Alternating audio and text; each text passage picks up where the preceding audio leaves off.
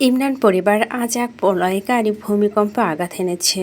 নিস্তব্ধতার চাদরে মোড়া বাড়িটা আনাচে কানাচে এখন শুধু চাপা উত্তেজনা আর আতঙ্কের ছায়া। এখন গত দুদিন আনবির উপস্থিতিতে ওয়াহেস নিজেকে প্রবলভাবে সংযত রেখেছিল। চোখের সামনে অনেক কিছু ঘটে যেতে দেখেও না দেখার ভান করে এক অদৃশ্য সমতা বজায় রেখে চলেছিল সে।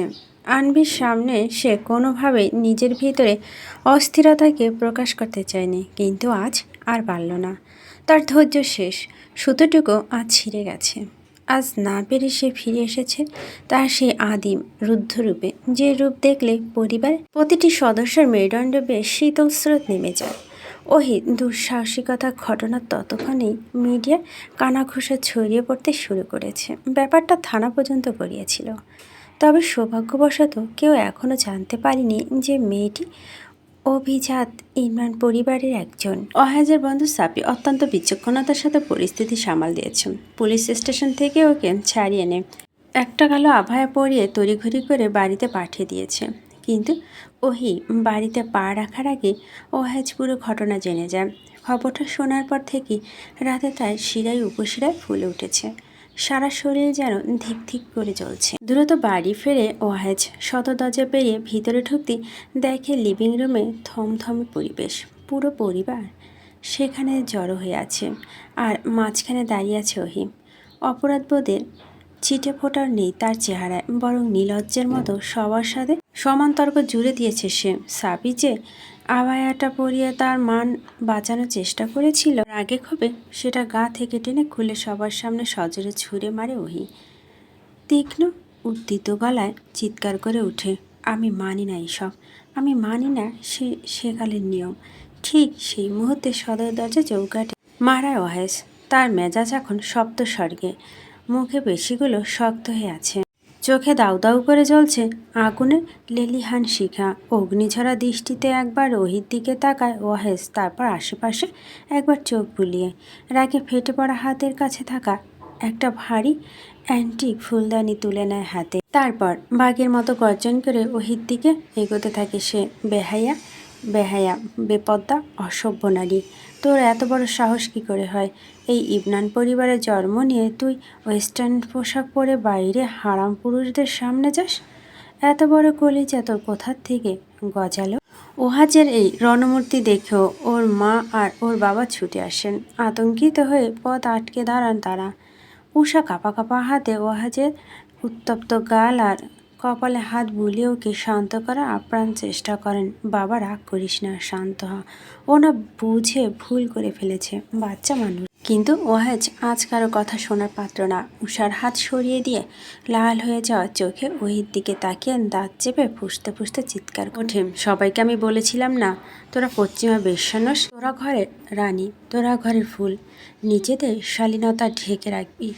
তুই যদি বেশ্যা হতি আর এভাবে অর্ধনগ্ন অবস্থায় রাস্তায় রাস্তায় ঘুরতি, তাহলে আমার বিন্দুমাত্র আপত্তি থাকতো না। কিন্তু তুই আমার বোন, আমারই রক্ত। তুই কিভাবে এভাবে বাইরে গেলি, আবার আমার সামনে দাঁড়িয়ে তর্ক করছিস? তোকে বিদেশে পড়তে পাঠিয়েছিলাম শিক্ষা নিতে, এই নোংরামি সাহস বাড়াতে নয়। গলার রগ একটা একটা করে ছিঁড়ে দেব। চিনিস তুই আমায়? ভালো করেই তো জানিস আমি কি করতে পারি। এতদিন ধরে সবার নমুনা দেখেছি, কিছুই বলছি না বলে এক একজন মাথায় চড়ে বসেছিস, তাই না? এত কথার পরও বিন্দুমাত্র দমে যায়নি ওহি, যে তার অহংকারে অন্ধ হয়ে অহেজের মুখের ওপর অবলীলায় জবাব দিয়ে বসে, হ্যাঁ বসেছি। আমরা কি নিজস্ব কোনো স্বাধীনতা নেই? এই একটা কথায় সব প্রায় জ্বলন্ত বারুদের এক ড্রাম পেট্রোল ঢেলে দেওয়ার মতো। দ্বিগুণ ক্ষোভ উন্মাদের মতো ফেটে পড়ে ওয়াহেদ। উষাকে এক ঝাটকায় একপাশে সরিয়ে দিয়ে সরাসরি ওহির দিকে তেড়ে যায় সে। ওহির মা অর্থাৎ ওয়াহেজের চাচি মিসেস রুশদি এবার আতঙ্কে জমে যায়। নিজের মেয়ে নিশ্চয় বিপদ দেখে তিনি দিশাহারা হয়ে পড়েন। ওয়াহেজ যেভাবে এগোচ্ছে এক আঘাতে হয়তো ওহিকে শেষ করে ফেলবে। কি করবে বুঝতে না পেরে মিসেস রুশদি হঠাৎ পাশে দাঁড়িয়ে থাকা আনবিকে ঠেলে দেন আনভি এতক্ষণে নিশ্চুপ হয়ে দাঁড়িয়ে এই দৃশ্য দেখছিল। হঠাৎ ধাক্কা খেয়ে নিজেকে ক্ষিপ্ত ওয়াজের ঠিক সামনে আবিষ্কার করে সে হতচকিয়ে যায়। পেছন থেকে মিসেস রুশদি কাঁপা কাঁপা গলায় ফিসফিস করে বলে ওঠেন, তুমি একটু ওকে সামলাও না আনভি, প্লিজ। আনভিকে সামনে এগিয়ে আসতে দেখে নিজের পা থামায় ওয়াজ।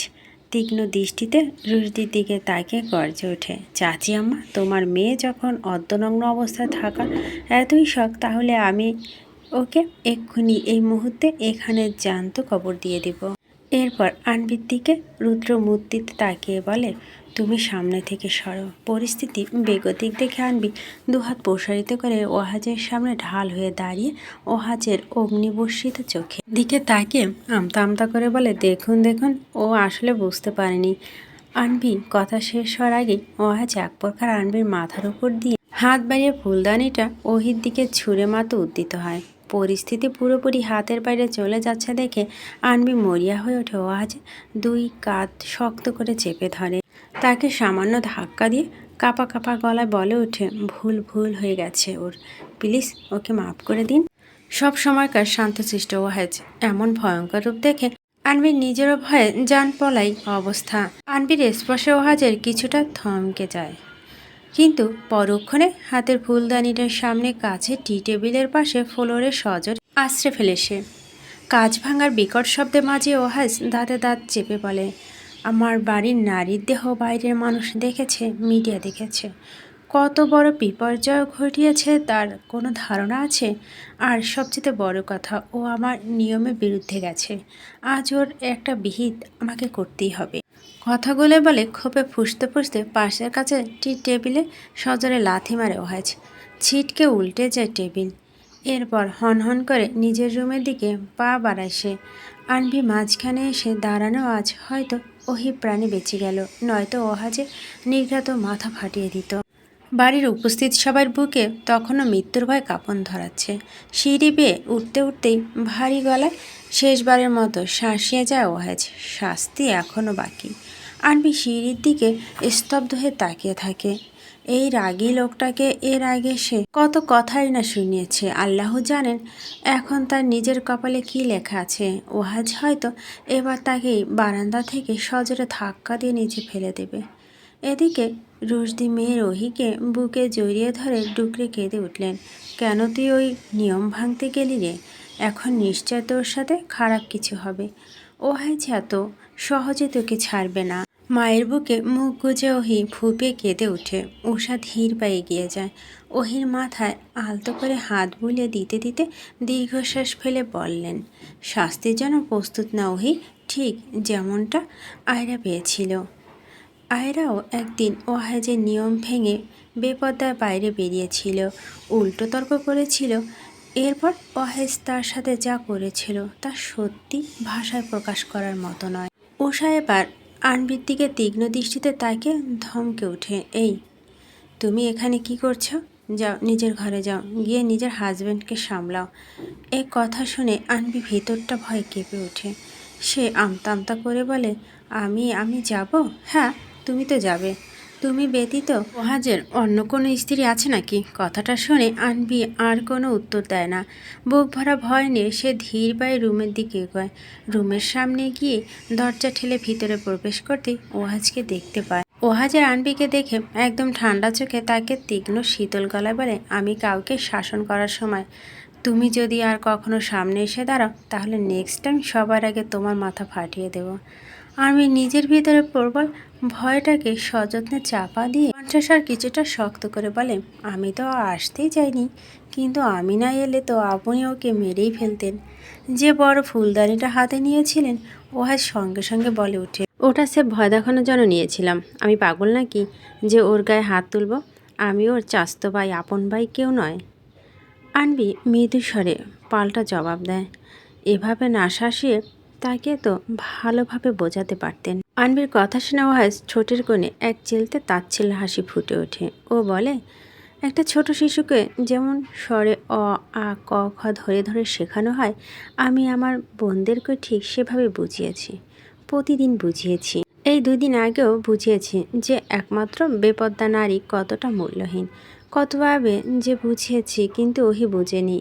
এর আগে সে এমন শত শত ভুল করেছে, আর নয়, এবারে শাস্তি তাকে পেতেই হবে, কোনো ছাড় দেওয়া হবে না। আনবি একটা দীর্ঘশ্বাস ছাড়ে। ওয়াহেজের দিকে 2 কদম এগিয়ে গিয়ে মিনতি সুরে বলে, সবাই তো জানে আমরা হাজব্যান্ড ওয়াইফ, আমাদের ভিতরে খবর তো আর কেউ জানে না। বাড়ির সবাই আমাকে বলছে আপনাকে বোঝাতে, ওকে মাফ করে দিতে। প্লিজ ওকে মাফ করে দিন। ওয়াহেজের স্থির দৃষ্টিতে আলমি তাকিয়ে আছে। তারপর বেশ রুদ্র গলায় বলে, তুমি আমার স্ত্রী, স্ত্রীর মতো থাকবে। আইন সবার জন্য সমান। তোমার কথায় আমি আমার নিজের অবস্থান ভুলে যেতে পারি না। এটা তোমার আর আমার মধ্যকার কোনো বিষয় না। সামাইরাহ তোমার আমার বিষয় হতো তাহলে অবশ্যই তোমার কথা শোনা এবং মানার চেষ্টা করতাম আমি। আনবি ওয়াহেজের এই কথাগুলো ঘুর মর্ম খুব ভালোভাবে বুঝতে পারে, তাই সে আর কথা বাড়ায় না, একদম চুপ হয়ে যায়। নিস্তব্ধতা নেমে আসে পুরো ঘরে। কিছুক্ষণ পর বাগানের পরিবেশটা থমথমে হয়ে আছে। ইমরান বাড়ির বাগানে মাঝখানে রাখা হয়েছে বিশাল আকৃতির একটা ড্রামটা কানায় কানায় বরফ গলা পানিতে পূর্ণ। এই হাড় কাঁপানো ঠান্ডা জলের ভেতরে গলার নিচ পর্যন্ত ডুবিয়ে রাখা হয়েছে ওহিকে। পরনে তার কালো বোরখা, যা এখন ভিজে শরীর লেপ্টে আছে। এটা শুধু ওহির বেপরোয়া স্বভাব বা পর্দা না করার শাস্তি নয়, এর পেছনে রয়েছে আরও গভীর এক পাপের দগদগে ইতিহাস। ওহি দেশের বাইরে গিয়ে এক বিবাহিত বিজনেস টাইকুইনের সাথে সম্পর্ক জড়িয়েছিল। শুধু তাই নয়, লোকটা বিশ্বাস ভেঙে মোটা অঙ্কের টাকা আত্মসাৎ করে দেশে পালিয়েছে সে। ওহি এই শয়তানি প্রতিটা নথিপত্র এখন ওয়াহেজের হাতে। পরিবারের সবার সামনে সেই জঘন্য সত্য উন্মোচিত হয়েছে, আর এখন চলছে তার প্রাচিত্য। বর্তমানে এই দেশে পরকীয়া একমাত্র শাস্তি হলো টানা 30 মিনিট বরফ জলে গলা পর্যন্ত ডুবে থাকা। এর 1 মিনিটও এদিক ওদিক হওয়ার জো নেই। অভিযুক্ত যেই হোক, যদি এই শাস্তির মাঝে তার মৃত্যু হয় তা তো কারো কিছু যায় আসে না। ঠান্ডাও হয়ে শরীর জমে আসছে, দাঁতে দাঁত লেগে ঠক ঠক করে শব্দ হচ্ছে, কিন্তু চিৎকার করার শক্তিটুকু যে হারিয়ে ফেলেছে। একের পর এক মহিলা গার্ড নির্লিপ্ত মুখে ড্রামে আবারও বরফ ঢেলে দিয়ে যাচ্ছে। উঠোনের একপাশে পাথরের মূর্তির মতো দাঁড়িয়ে আছে উষা, রুশদি ও জিফা আর আয়ারা। আনবিও আছে তাদের সাথে। চোখের সামনে এই অমানবিক দৃশ্য দেখেও তারা নিশ্চুপ। ওয়াহেজ তাদের সবাইকে সাক্ষী হিসেবে দাঁড় করে রেখেছে।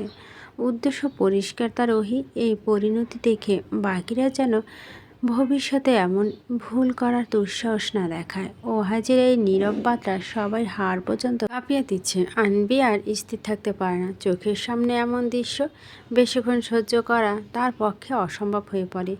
ধৈর্যর বাঁধ ভেঙে সে কম্পিত পায়ে 2 কদম এগিয়ে যায় ওয়াহেজের দিকে। তার উদ্দেশ্য ওয়াহেজের পায়ে পড়ে হলেও ওহির জন্য ক্ষমা ভিক্ষা করা। কিন্তু আনবিকে এগোতে দেখে ওয়াহেজ হাত তুলে ইশারা করে। বরফ শীতল গলা সে ধমকে ওঠে, সামাইরা, যতটুকু এসেছ ঠিক ততটুকু থেমে যাও। মুখ দিয়ে আর একটা কথা বের করলে এই ড্রামে তোমাকে চুবিয়ে দেবো আমি। আনবি থমকে যায়। ওয়াহেজ এবার ড্রামের ভিতরে যন্ত্রণায় ছটফট করতে থাকা ওহির দিকে ফের দাঁতে দাঁত চেপে সে হিস করে বলে ওঠে, কিসের এত টাকার প্রয়োজন ছিল তোর? এতটা নিচে নামলি তুই? টাকা যদি এতই অভাব ছিল আমাকে এসে একবার বলতি, আমি আমার নিজের কিডনি বিক্রি করে হলো তোকে টাকা দিতাম। কিন্তু তুই। ওয়াহেজ থামে না, তার গলার স্বরে তীক্ষ্ণ ঘৃণা আর অসহ্য ঝেড়ে বলে, এখন তোকে আমি কার কাছে বিয়ে দেব? কিভাবে দেব? যার কাছে বিয়ে দিতে যাব সে তো মুখের ওপর বলে দেবে এত নীতির কথা বলেন, অথচ নিজের বোনের ইজ্জতেই তো হেফাজত নেই। তখন আমি তাকে কি জবাব দেব? তুই আল্লাহর কাছে কি জবাব দিবি? তোর বাবা কি জবাব দেবে? ছি, সামান্য 2 পয়সার জন্য তুই নিজের সত্তা, নিজের সম্ভ্রম সবেভাবে বিসর্জন দিলি। অপমান, অনুশোচনা আর হারশিম করা ঠান্ডা ওহি এখনো হু হু করে কাঁদছে। তার কান্না দেখে আনবি নিজেকে আর সামলাতে পারে না। সব ভয় উপেক্ষা করে সাহস সঞ্চয় করে সে আরেক পা এগিয়ে গিয়ে আর্তনাদ করে ওঠে, ওকে মাফ করে দিন প্লিজ ওয়াহেজ, ও মরে যাবে। আনবি তার নির্দেশ অমান্য করে কথা বলার ওয়াহেজের বাঁধ ভেঙে যায়। মুহূর্তের মধ্যে তার রাগ দ্বিগুণ হয়ে ওঠে। ওয়াহেজের ফট করে বসা থেকে উঠে দাঁড়ায়। ওহাজ উঠে দাঁড়িয়ে ধীরে ধীরে আনবির দিকে এগিয়ে আসে।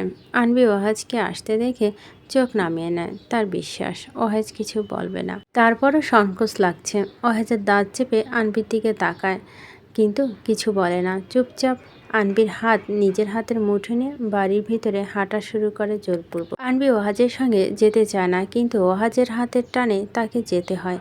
ওহাজ যাওয়ার আগে গার্ডদের বলে যায়, ওর শাস্তি না হওয়া পর্যন্ত ওকে ছাড় দিও না। এতটুকু বলে ওহাজ আনবিকে নিয়ে বাড়ির ভিতরে প্রবেশ করে। আনবি কিছু বলতেও পারছে না, আর মন চাইছেও না সঙ্গে যেতে। আনবি নিজের হাতের দিকে তাকিয়ে এক নজর। ওহাজ তার হাতখানা শক্ত করে ধরেছে। ওহাজ তার হাত ধরল কেন? ওহাজ কি অনুমতি নেওয়ার উচিত ছিল তার হাত ধরার আগে?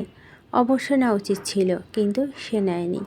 সে আনবিকে স্ত্রী মানে না, অথচ পুরোদস্ত আনবির ওপর বেগমের অধিকার খাটায়। এ কেমন নিয়ম? আনবিকে নিয়ে ওহাজ ঘরে প্রবেশ করে। তারপর আনবির হাত ছেড়ে দরজা লাগিয়ে দেয়।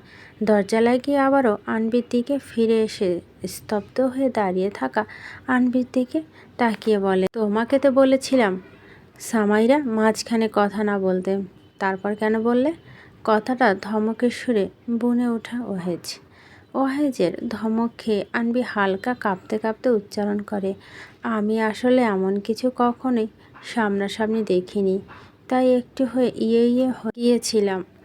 বুঝুন তো আমার অবস্থাটা।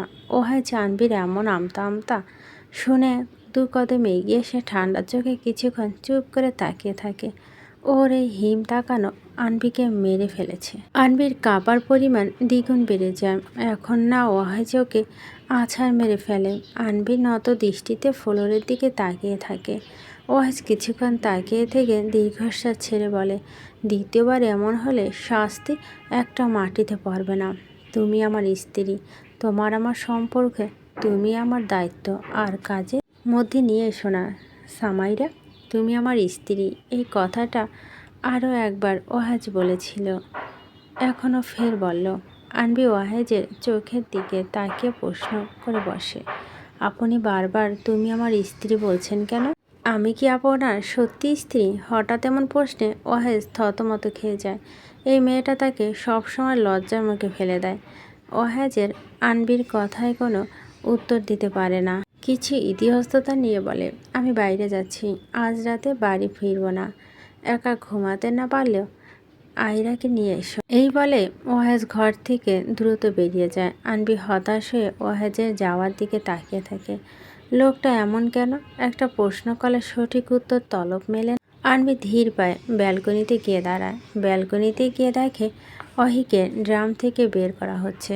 অহি এই শাস্তিটা প্রযোজ্য। এই যে আনবি ওহাজকে বাধা দিচ্ছিল, এটা এক প্রকার চালাকি ছিল। আনবি সেখানে দাঁড়িয়ে থাকতে বিরক্ত লাগছিল। তার বিশ্বাস ছিল ওহাজকে কিছু বলবে, সে সবার সামনে আনবিকে কিছু বলবে না, নিশ্চিত আনবিকেও আড়ালে নিয়ে আসবে, তাই আনবি বাধা দিচ্ছিল। তার ফলস্বরূপ ওহাজ তাকে ঘরে নিয়ে এলো। এই অহিকে আনবিকে নিজেই সহ্য হয় না, বিরক্ত লাগে তার চলাফেরা। ওহাজ বেরিয়ে গিয়েছিল দুপুরের দিকে। রাত এখন বাজে 12টা। সে যখন বলেছিল আসবে না, তার মানে সে আসবে না। ডিনার করে আনবি একা রুমে বসে আছে। ঘুম কেন জানি আজ চোখে ধরা দেওয়ার নামই নিচ্ছে না। আজ আনবির চোখে নিতে গিয়েছে, মনে হয় বেড়াতে। ওহে যেহেতু আসবে না আর ঘরেও সে একা, তাই একাকিত্ব কাটাতে আনবি সিদ্ধান্ত নেয় সে সাজবে, শাড়ি পরবে, চুড়ি পরবে, মানে সুন্দর করে সাজবে। আনবি বেশি সাজগোজ পছন্দ করে না, কিন্তু ততটাও না। মাঝে মধ্যে নিজেই নিজের মতো করে সে সাজে, ঘরের ভিতর একা একা। আনবি ভাবনা মতো কাজ করে। উঠে একখানা পিওর জর্জেট কালো বেনারসি পরে, যার পাড়ে এবং আঁচলে সোনালি রঙের সুতো দিয়ে চমৎকার ডিজাইন করা। কানে একজোড়া অ্যান্টিক দুল পরে নেয় শাড়ির সঙ্গে ম্যাচিং করে। নিজের রক্তভা অধৈর্যগুলো একটু লিপস্টিক দেয়, চোখের নিচে একটু কাজল টেনে দেয়, একটা ছোট্ট কালো টিপ কপালে বসিয়ে দেয়। এতটুকু সেজে আনবি নিজেই নিজের দিক থেকে চোখ ফেরাতে পারছে না। ভীষণ সুন্দর লাগছে তাকে এই রূপে। নিজের দীর্ঘ লম্বা ঘন কেশ রাশি খুলে দিয়ে হাতে পরতে শুরু করে দিয়েছে কাচের চুড়ি। একটা আস্ত কাচের চুড়ি তাকে গিফট করেছিল তার ফ্রেন্ড তারিন। আয়না দেখে মুচকি হেসে চুরি পড়ছে নিজের মনের সুখে আনবি। আর তখনই দরজা ফট করে খুলে ঘরে প্রবেশ করে ওয়াহেজ। আজ তার আসার কথা ছিল না, তথাপি কাজ শেষ হয়ে যাওয়ায় বাড়ি ফিরল। ঘরে পা রেখে সে তব্দা খেয়ে গিয়েছে।